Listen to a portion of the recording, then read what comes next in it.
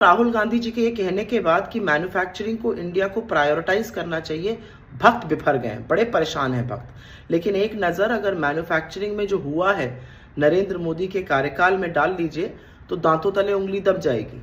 अब ध्यान से सुनिए, पहला आंकड़ा क्या टारगेट था कि 2022 फिर उसको चेंज करके 2025 किया गया, मैन्युफैक्चरिंग को जीडीपी का 25% बनाया जाएगा।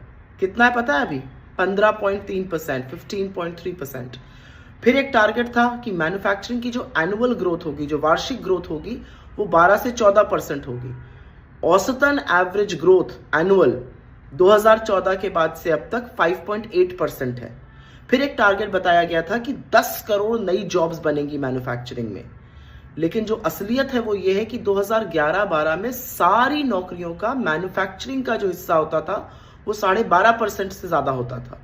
अब वो घटकर 11% रह गया है। कुछ और आंकड़े सुनिए, क्योंकि ये और भी ज्यादा खतरनाक है। पिछले 4 सालों में 60,000 एमएसएमईज बंद हुई हैं। मेक इन इंडिया, पीएलआई, आत्मनिर्भर भारत सब कुछ करके देख लिया, लेकिन मैन्युफैक्चरिंग का जो इंजन है वो चल नहीं रहा है। असलियत यह है कि पिछले 1 साल में सिर्फ और सिर्फ 3 फॉरेन कंपनीज ने मैन्युफैक्चरिंग में इन्वेस्ट करने की हामी भरी है हिंदुस्तान में।